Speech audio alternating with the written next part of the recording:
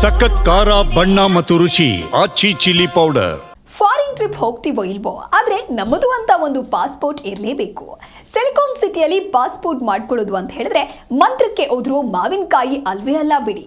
ಕ್ಯೂನಲ್ಲಿ ನಿಂತು ಸಾಕಾಗಿ ಬಿಡತ್ತೆ. ಇನ್ನು ಮುಂದೆ ಆ ಟೆನ್ಷನ್ ಬೇಡ, ಪಾಸ್ಪೋರ್ಟ್ ಆಫೀಸೇ ನಿಮ್ಮ ಮನೆಯ ಮುಂದೆ ಬರುತ್ತೆ. ಅರೆ ಹೌದಾ, ಏನಿದು ಸ್ಟೋರಿ ಅಂತೀರಾ? ತೋರಿಸ್ತೀವಿ ನೋಡಿ.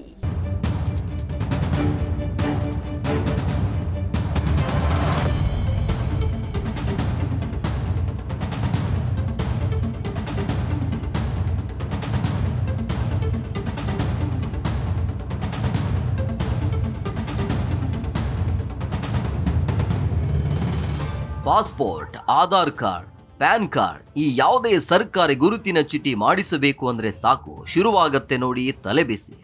ಸರ್ಕಾರಿ ಕಚೇರಿಯಿಂದ ಮನೆ, ಮನೆಯಿಂದ ಆಫೀಸು ಅಂತ ಸುತ್ತಿ ಸುಸ್ತಾಗೋಗುತ್ತೆ. ಅದರಲ್ಲೂ ಸಿಲಿಕಾನ್ ಸಿಟಿ ಮಂದಿ ಪಾಸ್ಪೋರ್ಟ್ ಮಾಡಿಸಬೇಕು ಅಂದ್ರೆ ಕೋರಮಂಗಲ, ಲಾಲ್ಬಾಗ್, ಮಾರತಹಳ್ಳಿಗೆ ಹೋಗಬೇಕು.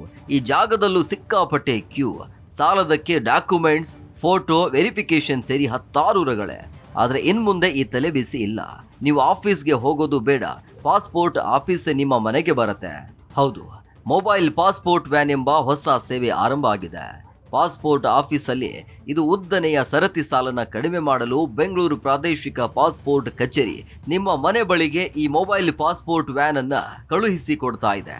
ಅಷ್ಟಕ್ಕೂ ಏನಿದು ಮೊಬೈಲ್ ಪಾಸ್ಪೋರ್ಟ್ ವ್ಯಾನ್ ಅಂತ ಕೇಳಿದ್ರೆ, ಮೊಬೈಲ್ ಪಾಸ್ಪೋರ್ಟ್ ವ್ಯಾನ್ ಮೂಲಕ ಜನರಿದ್ದಲ್ಲಿಯೇ ಸೇವೆ ಸಿಗತ್ತೆ.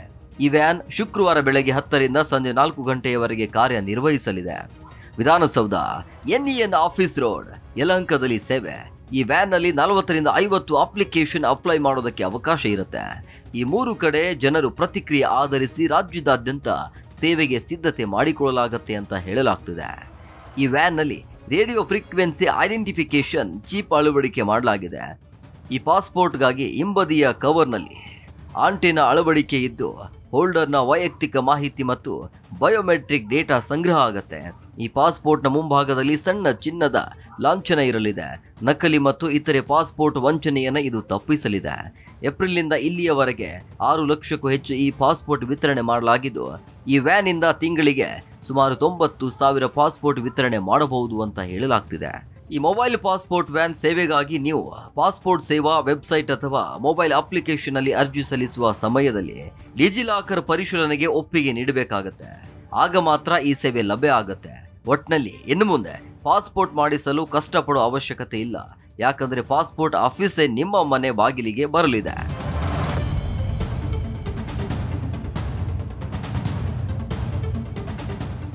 Desk bureau, G Kannada news.